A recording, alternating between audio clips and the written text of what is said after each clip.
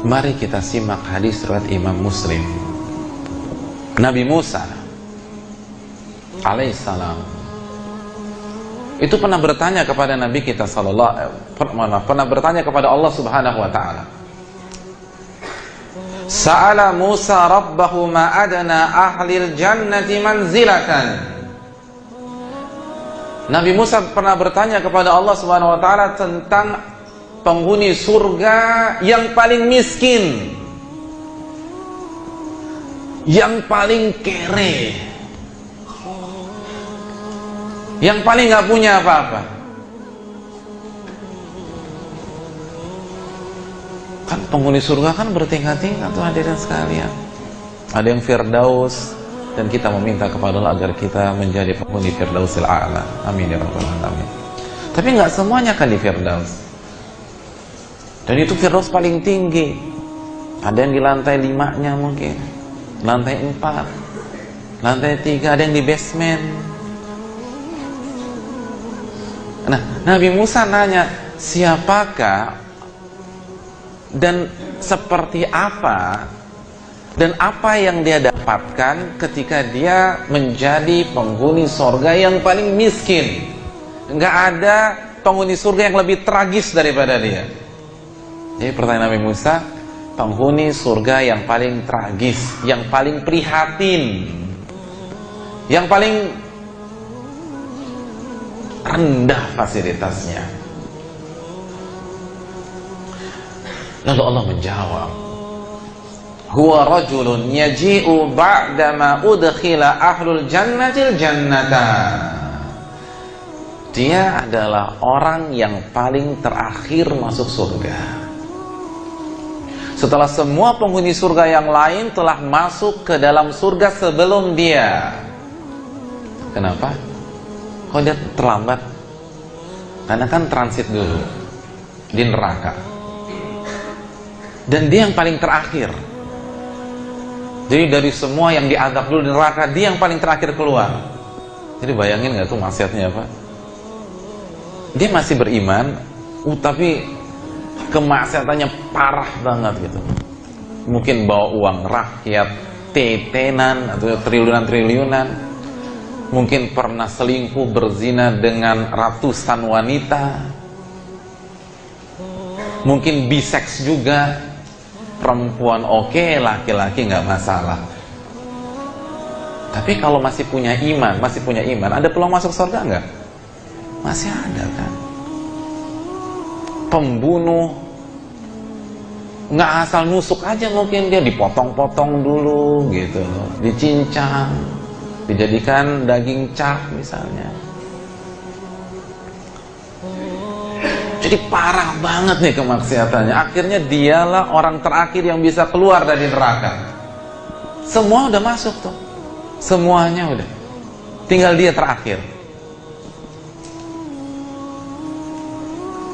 Begitu dia dipersilahkan masuk surga. Yuqalu lahu udkhulil jannah, wahai fulan, silahkan masuk ke surga. Fayaqulu ay rabb kaifa waqad nazala an-nasu manazilahum wa akhadhu akhadhatihim. Begitu dia masuk ke dalam surga, dia bingung. Lalu dia bertanya kepada Allah sambil meratap, ya Allah, saya mau tinggal di mana? Kayaknya surga udah penuh semua, udah dikapling-kaplingin sama orang, dan semua sudah menikmati fasilitas-fasilitas surga. Dia pesimis masih dapat kapling di surga, karena semua udah dapat bagian mereka masing-masing. Lalu Allah Subhanahu wa ta'ala memberikan tawaran kepada dia, orang yang paling tragis, paling belakangan masuk surga. Fayuqalu lahu atarda an yakuna laka mithlu malakin atau mithlu malikin min maliki dunia, atau maliki min muluki dunia. Allah bertanya, an yakuna laka mithlu mulkin min malikin muluki dunia, maukah aku berikan fasilitas, kekayaan, akses seorang raja dari raja-raja dunia. Gimana? Mau nggak? Ridho nggak?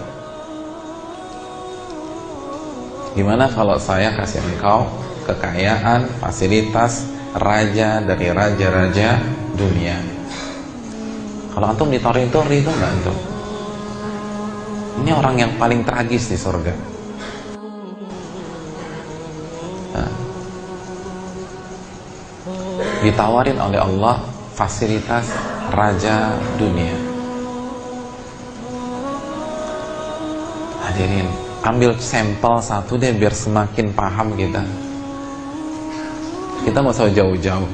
Seorang raja dunia yang terkenal dan masih hidup dan tetanggaan sama kita, satu rumpun dengan kita, sama-sama warga ASEAN.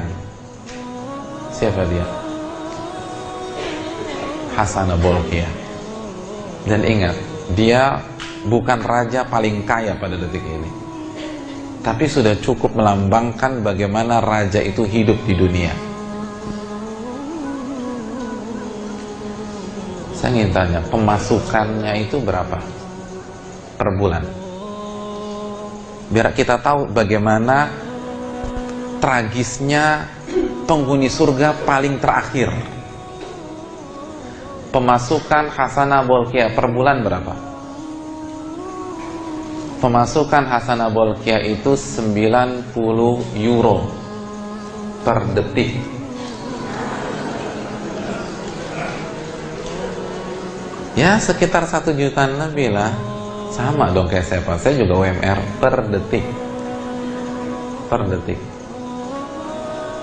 Setiap detik kekayaannya bertambah 90 euro, 90 euro, 90 euro, 90 euro. Subhanallah. Dia punya 1788 ruangan. 1788 ruangan.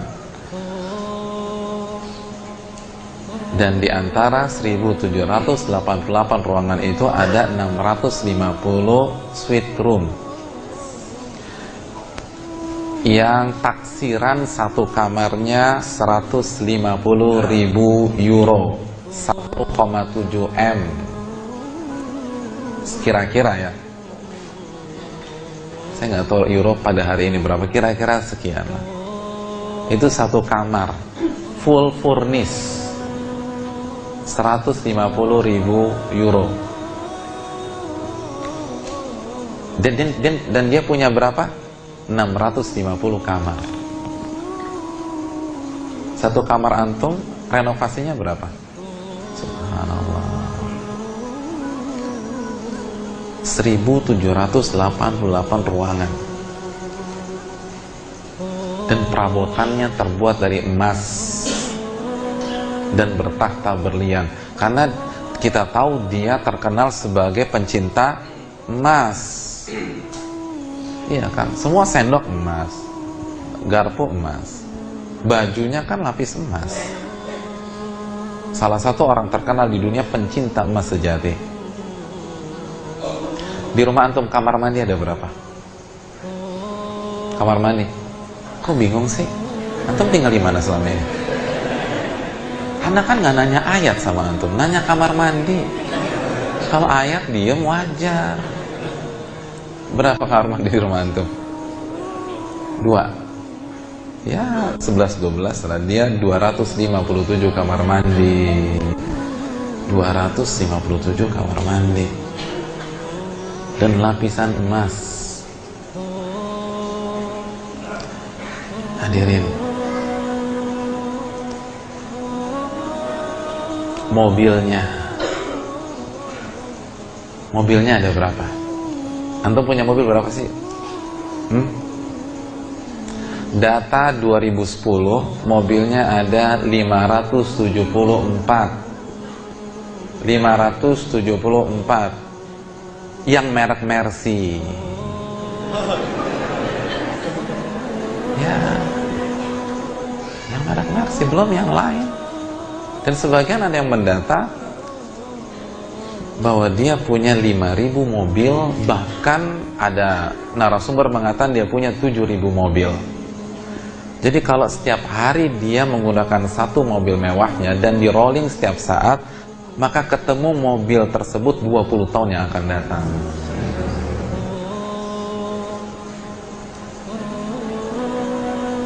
Dan dia penggemar mobil sport, mobil mewah.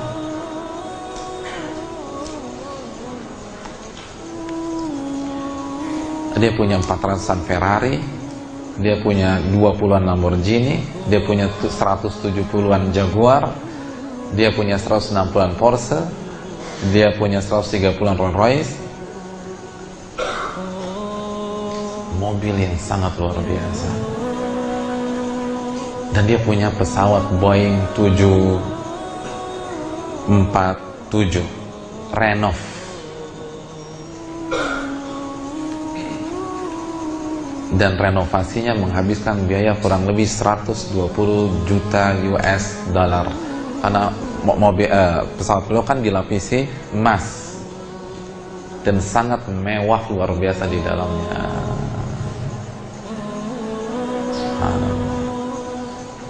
Raja dunia, raja dunia, raja dunia. 90 euro per detik.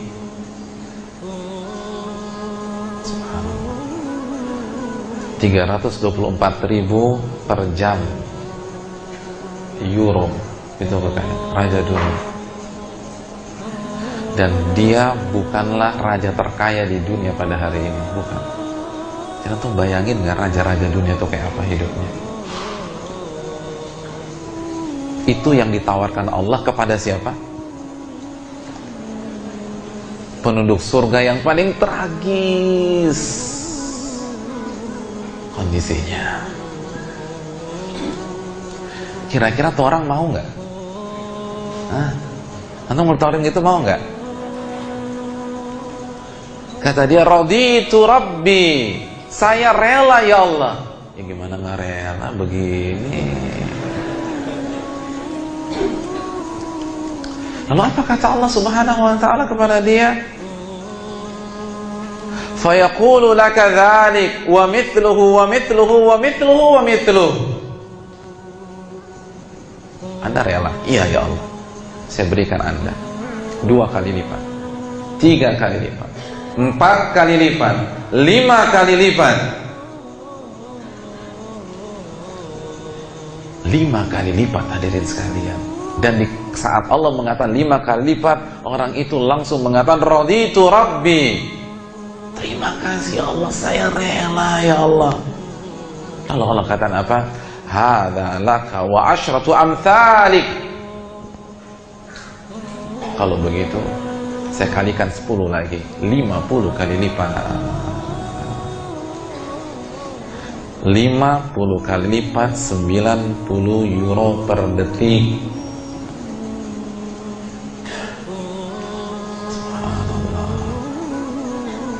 Kalau 50 kali lipat kan 90 euro aja. 45 berapa? 4.500 euro per detik. Itu kira-kira. Walaka mashtahat an nafsuka waladzat ainuka. Dan Anda berhak meminta apa saja yang Anda inginkan dan apa yang Anda sukai. Hadis ini sahih dari Imam Muslim. Ya Allah, 50 kali lipat hadirin sekalian. 50 kali lipat. Yang paling sengsara di sorga dalam tanda kutip. Jadi jangan pernah bisa bayangkan bagaimana kenikmatan Firdausul A'la, bagaimana kenikmatan surga Aden, bagaimana kenikmatan orang-orang saleh, fasilitas yang didapatkan orang-orang yang setia, yang tidak zina, yang rajin beribadah kepada Allah, yang menjaga salat 5 waktu, yang menambah dengan salat-salat sunnahnya, duhanya, rawatibnya, tahajudnya, witirnya.